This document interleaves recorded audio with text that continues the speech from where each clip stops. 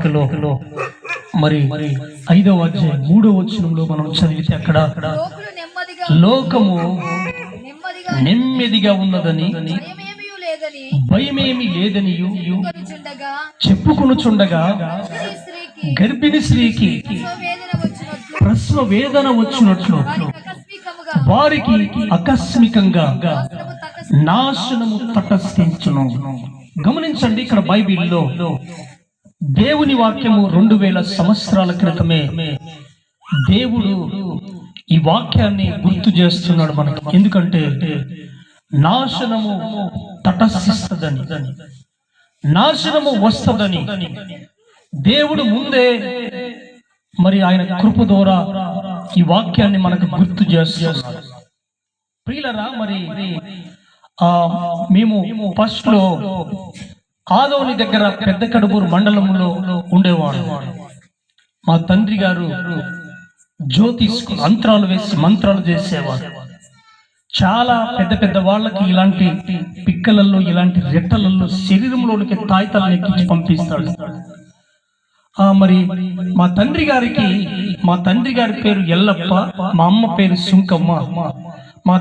మా తల్లిదండ్రులకు సంతానము 7 మంది కుమారులు, 5 మంది కూతురు. మరి అన్నదమ్ములలో నేను 3వ వాడు. మా జాతిలో బుడగ జంగాల జాతి. మరి మా తాత ముత్తాతల నుంచి మంత్రాలు వేసేవారే జ్యోతిష్కులే. కారణం ఏంటంటే ఒక కండిషన్స్ మాకుండే. తక్కువ కులంలో పెళ్లి చేసుకోకూడదు, తక్కువ కులంలో భోజనం చేయకూడదు, శివుని బిడ్డలం, శివ జంగాలము, బుడగ జంగాలం అని. పిల్లరా, తాత ముత్తాతల నుంచి జ్యోతిష్కులే. కానీ మరి మాకేమి తక్కువ అని మేము అనుకుంటున్నాం. మాకు పెద్ద కడుపూరులో ఆవులు, గొర్రెలు, మేకలు, పెద్ద కడుపూరులో మరి పొలము, ఇల్లు ఉండేది. సో ఈ రీతిగా మేము ఉంటున్నప్పుడు బాగానే ఉన్నామని గర్వపడేవారు, ఎవరికైనా గర్వంగా చెప్పుకునేవారు. కొద్ది రోజులకి సడన్ లో ఒక నాశనము మా ఇంట్లో తటస్థించి, ఆ నాశనం ఏంటంటే ఒక రోజున మా తమ్ముడు, లాస్ట్ తమ్ముడు సడన్ లో చనిపోయాడు. చనిపోయినప్పుడు మేమందరము ఏడుస్తూ, దుఃఖముతో, బాధతో ఆ తమ్ముని తీసుకెళ్లి భూస్థాపన చేసేది, పాతిపెట్టొచ్చాం. ఇది జరిగిన ఒక 3 నెలలు గడుస్తుంది. 3 నెలలు ఇంకా పడుతుంది. ఆ 3 నెలల్లోనే మరలా ఇంకొక తమ్ముడు చనిపోయినప్పుడు మరలా మా ఇంట్లో ఏడుపులు. మరి మా ఇంట్లో సంతోషం లేదు, సమాధానం లేదు. అందరూ ఏడుస్తూ ఆ తమ్ముని కూడా తీసుకెళ్లి భూస్థాపన చేసి వచ్చాం. ఇది జరిగిన కొద్ది రోజులకే మరలా మా ఇంట్లో ఒక అమ్మాయి చనిపోయింది. చనిపోయినప్పుడు ఇంకా మా జీవితంలో శాంతి, సమాధానం లేక మా గురించి ఇంకా చాలా మంది రకరకాలుగా మాట్లాడుకుంటున్నారు. మా ఇంట్లో ఒక భయంకరమైన మరి ఏడుపులు, మరి భయంకరమైన శోధన, భయంకరమైన ఒక శోధన స్టార్ట్ అయింది. ప్రియులరా, ఇలా ఉంటున్నప్పుడు ఆ అమ్మాయిని పాతిపెట్టి వచ్చినాక మా ఇంట్లో మేమందరము కలిసి ఒక నిర్ణయం తీసుకున్నాం. ఏంటంటే ఈ పెద్ద కడుపూరు ప్రాంతంలో త్వరగానే ఇంత ప్రమాదం జరుగుతుంది, ఇన్ని మరణాలు జరుగుతున్నావని చెప్పి పెద్ద కడుపూరుని వదిలిపెట్టి కర్నూలు ప్రాంతానికి రావాలని కర్నూలు ప్రాంతానికి వచ్చాం. కర్నూలు ప్రాంతానికి వచ్చినప్పుడు కర్నూలులో కొంతమంది మాకు తెలిసిన వారు కొన్ని ప్రాంతాలకు వెళ్ళి కర్ణాటక, మహారాష్ట్ర వ్యాపారాలు, బిజినెస్ చేసేవారు. సో మేము కూడా వారితో వెళ్ళాలని నిర్ణయం తీసుకొని ఒక రోజు మరి అన్ని మాట్లాడుకొని వెళ్ళడం జరిగింది. వెళ్ళేదానికి ముందు ఒక్కొక్క రోజున ఒక్కొక్క లోడు సరుకుని బుక్ చేసి పంపించాను. ఉమ్నాబాద్ వెళ్ళాలి. ఫస్ట్ లోడుని బుక్ చేసి, లారీని బుక్ చేసి మా తమ్ముడిని పెట్టి పంపించాం. అందులో 3 మనుషులు, వేరే వాళ్ళు 2, తర్వాత మా తమ్ముడు. 3 వెళ్ళారు. రాత్రంతా ప్రయాణం చేసింది లారీ. ఉదయం 10:30 గంటలకి ఆ ప్రాంతంలో లారీ దిగి లారీ నుంచి ఇలాగా రోడ్డు దాటుతుండగా మా తమ్ముడు హైదరాబాద్ నుండి బాంబేకి వెళ్ళే పెద్ద హైవే రోడ్ ఉంటుంది. ఆ రోడ్డు దాటుతున్నప్పుడు కారు వచ్చి ఒక్క దెబ్బకి మా తమ్ముని కొట్టి వెళ్ళిపోగానే రోడ్డుకి పక్కన అట్లా పడి గిజగిజ తణుకులాడి వెంటనే స్పాట్లో ప్రాణం విడిచాడు. ప్రాణం పోయింది. మా తమ్ముడిని తీసుకొని హాస్పిటల్లో ఉమ్నాబాద్ హాస్పిటల్లో జాయిన్ చేశారు. ఆ హాస్పిటల్లో పోస్ట్ మార్టం చేసి ఏ టైం అయితే కర్నూలు నుంచి బయలుదేరాడో అదే టైంనే వాని బాడీని కారులో పెట్టి డెడ్ బాడీని పంపిస్తున్నారు కర్నూలుకి. ఏ టైం అయితే ఆ బాడీ వస్తుందో కర్నూలుకి అదే టైంనే మరలా ఇంకొక లోడ్ బుక్ చేసుకొని నేను కర్నూలు నుంచి ఉమ్నాబాద్ వెళ్తున్నాను. ఆ రోజు ఫోన్లు తక్కువ, అప్పుడప్పుడు అక్కడక్కడ డబ్బా ఫోన్లు ఉండేటివి. మరి అస్సలు ఆ విషయం మాకు తెలియదు. రాత్రి 2 గంటలకి మా తమ్ముడిని డెడ్ బాడీని తీసుకొచ్చి ఇంటి ముందు వాకిటి ముందు దించి అక్కడ మా డాడీతో చెప్తున్నారు, ఇదిగో మీ కుమారుడు యాక్సిడెంట్లో చనిపోయాడని చెప్పగానే మా డాడీ ఒక భయంకరమైన గుండెలు బాదుకొని ఏడుస్తున్నాడు. గుండెలు బాదుకుంటూ ఏడుస్తూ మా తల్లి ఒక పిచ్చిదైపోయింది. ఆ రాత్రి 2 గంటల సమయంలో ఊరికి కిలోమీటర్ దూరము ఆ ఏడుపులు వినపడుతున్నాడు. చాలా భయంకరమైన ఏడుపులు, కేకలు పెడుతూ ఏడుస్తూ ఆ భయంకరంగా ఏడుస్తున్నప్పుడు సరే మొత్తానికి నేను రాత్రంతా ప్రయాణం చేశాను. ఉదయము 10:30-11 గంటలకు ఉమ్నాబాద్ లారీ దిగుతుండగానే పరుగున నా దగ్గరికి ఒక వ్యక్తి పరుగెత్తుకొని వచ్చి మీ మనిషి చనిపోయాడని చెప్పగానే వెంటనే నా గుండెల్లో బాంబులు వెళ్ళినట్టు కుక్క కూలిపోయాను. అక్కడే ఏడుస్తున్నాను, తమ్ముడు నువ్వు బ్రతికి నేను చనిపోయి ఉంటే బాగుండేది అని చెప్పి ఆ రక్తాన్ని చూస్తున్నాను, ఏడుస్తూ తిరిగి రిటర్న్ ప్రయాణం చేసి వస్తుండగా చాలా దూరము నేను రాకముందే అక్కడ అంత్యక్రియలు జరిగిపోయినాయి. భూస్థాపన కార్యక్రమం అయిపోగానే నేను వచ్చాను అక్కడికి. అప్పుడు ఒకరిని పట్టుకొని మిగతా అన్నదమ్ములు ఉన్నాం కదా, వారందరము ఒకరిని పట్టుకొని ఒకరు ఏడుస్తూ మా అన్నదమ్ములలో ఒక వ్యక్తి ఏమన్నాడు తెలుసా, మనము కూడా బ్రతకకూడదు, నేను మందు తీసుకొస్తాను, తాగి మనందరం కూడా చనిపోదామని చెప్పాడు. పరిగెత్తుకొని వెళ్తుండగా మా తండ్రి గారు అన్నాడు, అరే మనము చనిపోయి ఏది సాధించలేము, బ్రతికి సాధిద్దాం రా, నా తంత్రాలు నా మంత్రాలు పనిచేయవేమో, ఇదిగో నాకు తెలిసిన జ్యోతిష్కుల్ని మాంత్రికులను తీసుకొస్తాను, వారితోనైనా మన ఇంటికి శాంతి సమాధానం కలుగుతుందేమోనని అనుకున్నాం. అప్పటికే ఎవరైనా మా ఇంటికి రావట్లేదు, మీ ఇంట్లో దెయ్యాలు ఉన్నవారు, మేము ఎవరింటికైనా వెళ్తే మీ ఇంట్లో దెయ్యాలు ఉన్నవారా, మీరు మా ఇంటికి రాకూడదు అనేవారు. గొర్రెలు అమ్మేసాం, మేకలు అమ్మడం ప్రారంభించాం, మరి పొలము, మరి అక్కడ పెద్ద కడుపులో ఉండే స్థలము, ఇల్లు అదంతా కూడా అమ్మడం ప్రారంభిస్తాం, చిన్నగా అమ్మేస్తున్నాము. తర్వాత ఒక మాంత్రికుడిని తీసుకొచ్చాము. మాంత్రికుడు తీసుకొచ్చినప్పుడు కర్ణాటక నుంచి వచ్చాడు. ఆ వ్యక్తితో పాటు దాదాపు 8-10 మంది ప్రజలు వచ్చారు. అతనికి అడిగినంత డబ్బులు, అంతేగాక ఎండి కడియాలు చేతులకు పెట్టాలి చేయించి అతడు అడిగినట్ల. సరే మొత్తానికి మీరు రమ్మని చెప్పాం, వచ్చాడు. మా ఇంట్లోకి వచ్చి ఒక కొత్త కుండను తీసుకొచ్చి అందులో నీళ్లు పోసి రాగిరేకు పెట్టి గరగర తిప్పి చూపించాడు. మా దగ్గరకు వచ్చి చూడండి, ఇందులో చెవి దగ్గర పెట్టి చూడండి, శబ్దం వస్తుంది చూడంటే, శబ్దము వచ్చేసి రాగిరేకేసినప్పుడు శబ్దం రాదా చెప్పండి, శబ్దం వచ్చింది. అందులో దెయ్యాలని పట్టేశాను, మీరు వెళ్ళి సుడుగాట్లోకి వెళ్ళి శ్మశానంలోకి వెళ్ళి దీన్ని గుంత దోగి భూస్థాపన చేసి పాతి పెట్టి వెంటనే తిరిగి చూడకోకుండా రావాలని చెప్పాడు. సరే మొత్తానికి అలాగే వచ్చినాక మీకు శాంతి కలిగింది, ఇంకా మీకు ఏ ఇబ్బంది రాదు అని చెప్పి మా దగ్గర డబ్బులు ఆయన అడిగినంత తీసుకొని వెళ్ళిపోయాక సరే ఇంకా మా జీవితంలో సంతోషం ఉంది, వస్తుందేమో, సమాధానంగా ఉంటామేమో అని చెప్పి నేను ఒక రోజు వికారాబాద్ వ్యాపారం వెళ్తున్నాను.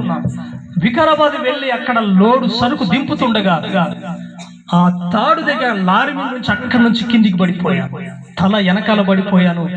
తల ఇంత దాకా చీలిపోయింది, రక్తము కారిపోయింది, కోమాలోకి వెళ్ళిపోయాను, మాటలు రావు. ఇంకా తర్వాత హాస్పిటల్లో జాయిన్ చేశారు, చూపించారు. తర్వాత కర్నూలుకు తీసుకొచ్చారు, కర్నూలులో చూపిస్తూ చిన్నగా శక్తి పొందుకున్నాను. అప్పుడు మా ఇంట్లో మా తండ్రి గారు ఏమన్నాడు, మా నాన్న అరే ఇంకా మన జీవితంలో ఇలాగే ఉంది, ఇంకొక మంత్రగాడిని తీసుకొస్తానని చెప్పాడు, ఇంకొక మంత్రగాడిని తీసుకొచ్చాడు. ఆ మంత్రగాడు మా ఇంట్లోకి వచ్చి చూసి ఏమన్నాడు తెలుసా? మీ ఇంట్లో లోపల ఇంట్లో ఎమకలు ఉన్నాయి, ఈ ఎమకలని తీయాలని చెప్పాడు. తీసి రాగి చెంబులో మరి బంగారాన్ని పాతి పెట్టాలని చెప్పాడు. సరే అని చెప్పాం.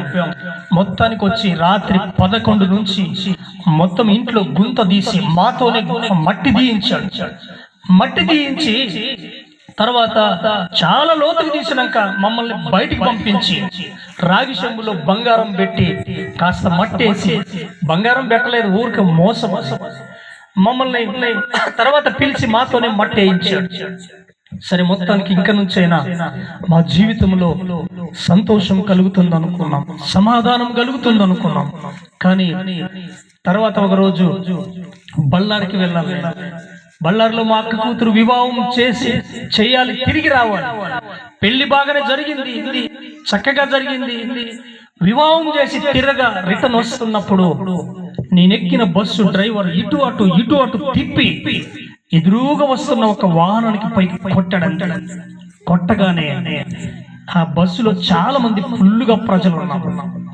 ఈ బస్సులో ఫుల్లుగా ఉన్నప్పుడు ఇలా క్రాష్ అయింది బస్సు, నా బాడీ ఇలా బయటకు వెళ్ళిపోయింది.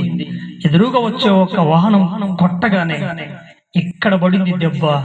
ఈ బాడీ అంతా అసలు ఈ శరీరం అంతా చిక్కిపోయింది.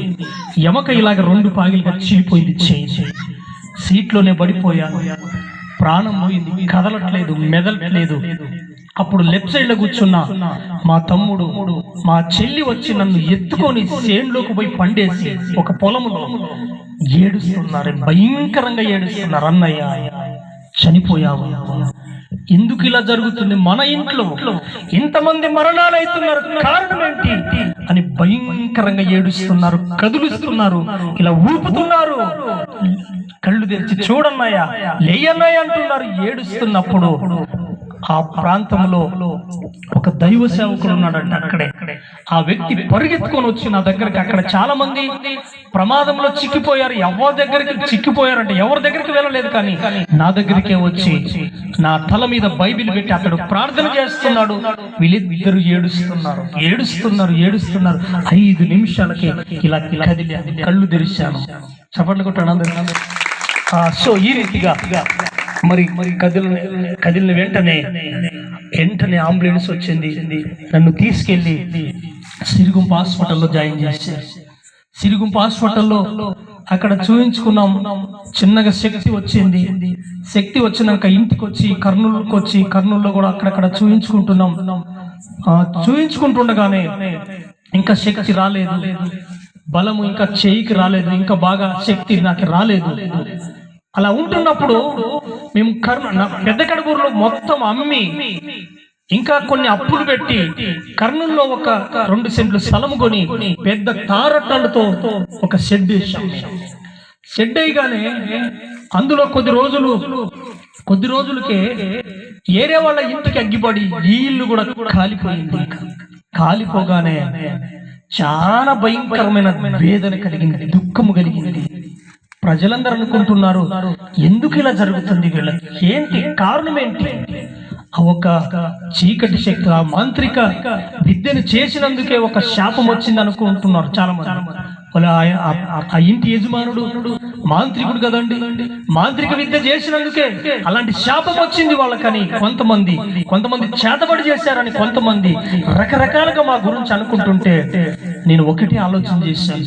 ఎందుకంటే ఈ బ్రతికే దానికంటే ఎక్కడెక్కడ ఎన్ని చేసినా కూడా మా జీవితంలో శాంతి సమాధానం రావట్లేదు, మా జీవితంలో గొప్ప మేలుడు జరగట్లేదు. ఈ బ్రతికే దానికంటే ఇంకా స్వయంగా నేనే చనిపోవటము ఒక మంచి అవకాశం అని చెప్పి ఒక నిర్ణయం తీసుకున్నాను. ఇంకా సరే, ఎక్కడికి వెళ్ళి చావాలి, ఏ ప్రాంతంలో చావాలి, ఎలా చావాలి, ఒక డిసైడ్ అయిపోతున్నాను. ఆలోచన నడుస్తుంటేనే ఒక ఆలోచన, వెళ్తుంటేనే ఒక ఆలోచన, కూర్చుంటుంటేనే ఒక ఆలోచన కలుగుతుంది. మొత్తం మీద ఒక నిర్ణయం తీసేసుకున్నాను. ఏంటంటే నేను ఇక్కడ ఈ ప్రాంతంలో ఎక్కడ చావకూడదు, చనిపోతే నా బాడీని చూసి బ్రతకలేక చనిపోయాడు అనుకుంటారని మేముండే ప్రాంతానికి కొండ చాలా దూరంలో ఉంటుంది, కొండకు వెళ్ళి చావాలి, రాత్రి చావాలి అని చెప్పి ఒక నిర్ణయం తీసుకున్నాను. సరే మొత్తానికి ఎప్పుడు వెళ్ళాలని డిసైడ్ అయిపోయాను. ఒక రోజు రాత్రి 1 గంటకి లేచాను.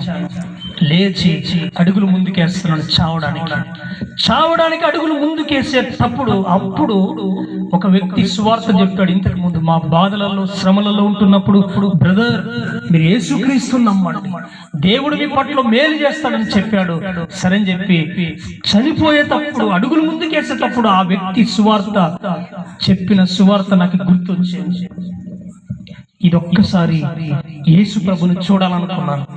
మరలా ఏమో ఆలోచన వచ్చిందంటే, యేసు ప్రభువే ఉంటే ఈ బాధలు ఎందుకు వస్తాయి, చనిపోవటమే బెటర్ అనుకున్నాను. సరే అని చెప్పి మరలా చివరిసారిగా ఇదొక్కసారి యేసు క్రీస్తుని ఒక్కటే చూడాలి. ఎంతో మందిని చూశాను కదా, ఎక్కడెక్కడో తిరిగాము కదా, మాంత్రికులను చూసాము, ఎక్కడెక్కడో దేవతలు అనబడిన వాడు, దేవుళ్ళు అనబడిన వాడు, మరి ఎంతో మంది చూసాం కదా. చివరికి యేసు క్రీస్తును ఒక్కడిని చూడాలని ఒక నిర్ణయం తీసుకున్నాను. సరే దేవునికి ఎలాగ ప్రార్థన చేయాలి, ఎలాగ ఆయన్ని తలుచుకోవాలని చెప్పి అనుకున్నాను. ప్రార్థన రాదు, నాకు ఎలా మాట్లాడాలనో అసలు తెలియదు. సరే మొత్తానికి మా ఇంట్లో ప్రార్థన చేస్తే ఇంట్లో ఉండేవారు, నిద్రపోయేవారు చూస్తారని దూరంగా చెరువు కుంట ఉంటుంది, చెట్లు, చీకటి, భయంకరమైన చెట్లు ఉంటాయి, అక్కడ ఎవరు ఉండరు. ఆ ప్రాంతానికి వెళ్ళి రాత్రి 1 గంట సమయంలో అక్కడికి నేను మోకరించి దేవునికి చెప్పాను. ప్రార్థన కూడా రాదు, ఏమని చెప్పానో తెలుసా? ప్రభువా, నన్ను గనక బ్రతికిస్తే నేను అనేక ప్రాంతాలకు వెళ్ళి నీ సువార్త చెప్తాను, సాక్ష్యం చెప్తాను ప్రభు అని ఒక నిర్ణయం తీసుకున్నాను. అంతే. ఇంకా నన్ను ఆ రోజు దేవుడు దర్శించిన రాత్రి నా 2 కళ్ళల్లో మరి ఉంటున్న చీకటి పొరలు తెగిపోయిన రాత్రి, నా నరాలకు ఉంటున్న చీకటి కట్లు తెగిపోయిన రోజు అది. ఆ రోజు నేను ఎన్నడూ మర్చిపోలేను. ఆ రాత్రి ఇంకా ఒకే మాట, ఆ మాట చెప్పాను. కళ్ళల్లో నీళ్లు కారిపోతున్నావు, ఏడుస్తున్నాను. చిన్న పిల్లవాడు ఏడ్చినట్టు ఆ రాత్రి ఎవ్వరు లేని ప్రాంతంలో ఏడుస్తూ దేవునికి మొరపెట్టాను. దేవుణ్ణి అడిగాను. చాలా టైం అయిపోయింది. ఆ టైం ఎంతైందో కూడా నాకు తెలియదు.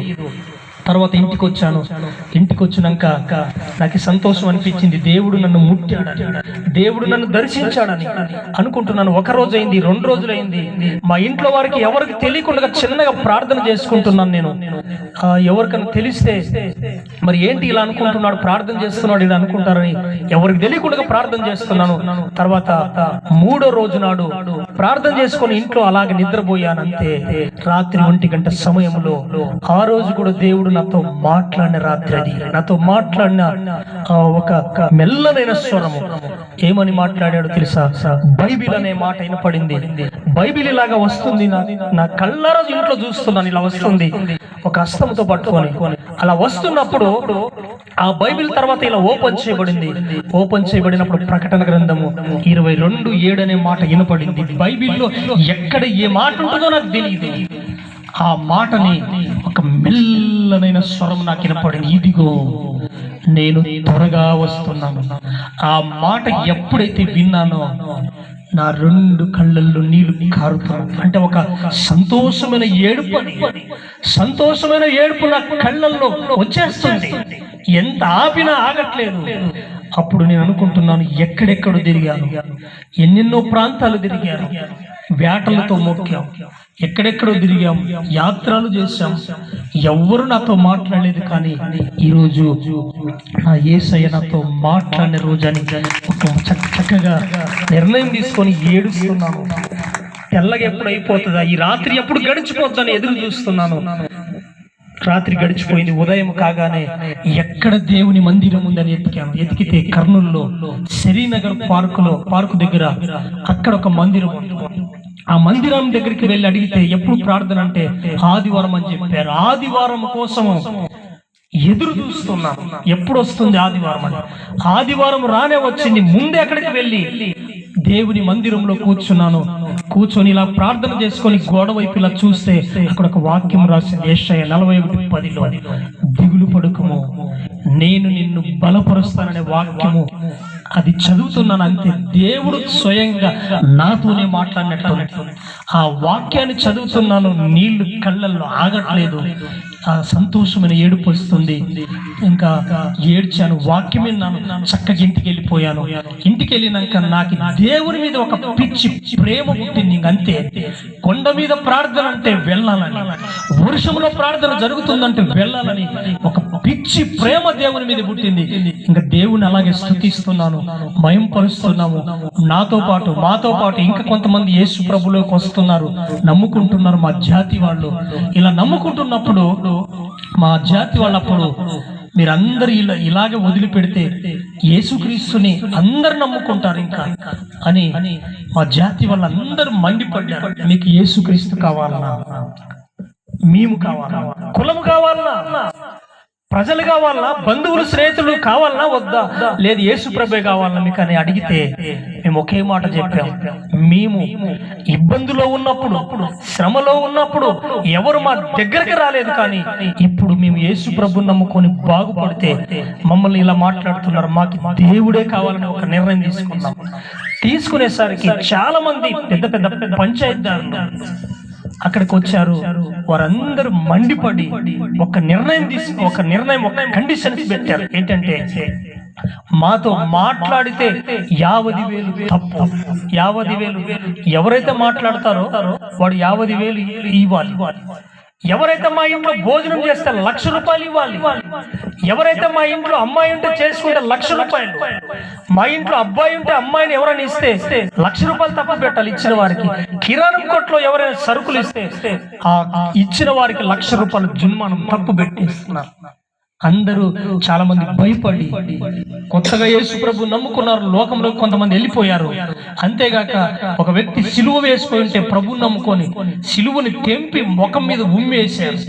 తర్వాత మేముంటున్న మా ప్రాంతంలో మా బంధువే మాకు పెళ్లి పత్రిక ఇచ్చాడు. పెళ్లి పత్రిక ఇచ్చి, పెళ్లి రేపనగానే మా ఇంటి దగ్గరికి వచ్చి, మీరు పెళ్లికి రాకూడదు, యేసు ప్రభు నమ్ముకున్నారు కాబట్టి పెళ్లికి రాకూడదు, మా పత్రిక మాకు ఇవ్వండి అని చెప్పి రిటర్న్ ఇప్పించుకున్నాడు. తీసుకోమని చెప్పాం, ఇచ్చేసాం. అలాగే దేవుని స్తుతిస్తున్నాం, ధైర్యము కలిగి ధైర్యంగా దేవుని మహిమపరుస్తున్నప్పుడు తర్వాత కొద్ది రోజులకి ఏం జరిగిందో తెలుసా? ముఖం మీద సిలువ దెంపి ఉమ్మేసిన వ్యక్తి ఒకరోజు ఆరోగ్యం బాగలేకపోతే హాస్పిటల్కి వెళ్ళిపోయాడు.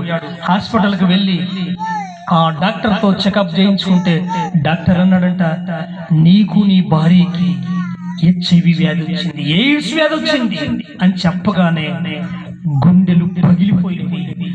ఇంటికి వచ్చేటప్పుడే ఒక పురుగుల మందు బాటలు తెచ్చుకొని ఇంట్లోకి వెళ్ళి ఇద్దరు భార్య భర్తలు డోర్ వేసుకొని తాగి అక్కడికక్కడికి చనిపోయారు. తర్వాత మాకు పెళ్లి పత్రిక ఇచ్చి రిటర్న్ తీసుకున్నాడు కదండి. పెళ్లి బాగానే జరిగింది, 3 నెలలైంది. సొంతం అక్క కూతురుకే, ఆ అక్క కుమారునికి ఇచ్చాడు. ఆ వ్యక్తి ఇచ్చిన 3 నెలలకి ఆ పెళ్లి కుమారుడు యాక్సిడెంట్ లో బల్లార్ చౌరస్తాలో చనిపోయాడు. ఆ వ్యక్తి మా దగ్గరకు వచ్చి, పంచాయతీదారు, ఆ వ్యక్తి పెద్ద పంచాయతీదారు, మాకు సొంతం బంధువే, పెద్ద అపార్ట్మెంట్లు కట్టాడు, కోటీశ్వరుడు. ఆ వ్యక్తి మా దగ్గరకు వచ్చి మట్టి తల మీద పోసుకొని ఏడుస్తున్నాడు.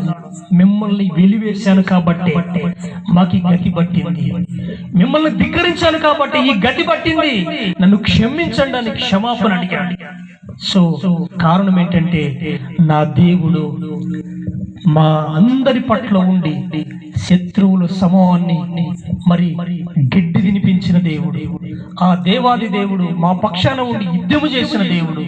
తర్వాత మేము ధైర్యంగా ఉంటూ అలాగే ప్రభుని ఆరాధిస్తున్నాం, దేవుని స్తుతిస్తున్నాం. నేను బిజినెస్ కర్ణాటక మహారాష్ట్ర తిరిగేది వదిలిపెట్టి ప్రభుని నమ్ముకున్న తర్వాత, దేవుని నమ్ముకున్న తర్వాత నేను తెలంగాణ ప్రాంతంలో అచ్చంపేట, నాగర్ కర్నూలు ఈ ప్రాంతానికి వెళ్ళి షాపులకి సరుకులు హోల్సేలేసేవాడిని. ఒక రోజుకి చాలా డబ్బులు కూడా సంపాదించేవాడిని. 2,000 3,000 దాకా డబ్బులు సంపాదించేవాడిని. తర్వాత ప్రభు నమ్ముకున్నాక నేను ప్రభుకు మాట ఇచ్చాను కదా, ప్రభువా నేను నీ సేవ చేయాలని, నేను అనేక ప్రాంతాలకు వెళ్ళి సాక్ష్యం చెప్పాలని, నీ సేవ పరిచర్య చేయాలని నేను మాట ఇచ్చాను కదా ప్రభువా, నన్ను ఎక్కడికి పంపిస్తావో పంపించు అని ప్రార్థన చేశాను. దేవాది దేవుడు దర్శనాల ద్వారా దేవుడు ఎన్నోసార్లు వాక్యం చెప్పినట్టు, సువార్త చేసినట్టు కొన్ని దర్శనాలు ఇచ్చాడు. అంతేగాక తర్వాత నేను ట్రైనింగ్ తీసుకున్నాను, అభిషేకాన్ని పొందుకున్నాను. ఓసన్న మినిస్ట్రీస్ అధినేత డేవిడ్ రాజు గారు హైదరాబాద్ లో ఉంటాడు, ఆయన దగ్గర అభిషేకాన్ని తీసుకొని తర్వాత మరి దేవుణ్ణి అడిగి ఎక్కడికి వెళ్ళాలి ప్రభు అని మరి ఒక ప్రాంతానికి, నందికొట్కూరు ప్రాంతానికి, దేవుని సన్నిధికి, ఆ దేవుని మరి సేవ చేయడానికి నాకు 5 మంది పిల్లలు, 2 కూతురు, 3 బాబులు, భార్య, బిడ్డలు తీసుకొని మరి చిన్న చిన్న పిల్లలను తీసుకొని ఏ సాయం లేదు, ఎక్కడి నుండి సపోర్ట్ లేదు, మరి దేవుని సువార్త చెప్పడానికి పచ్చి అన్ని జనుల మధ్యకి మరి నందికొట్కూరుకు వెళ్ళి అక్కడ పరిచర్యని స్టార్ట్ చేశాను.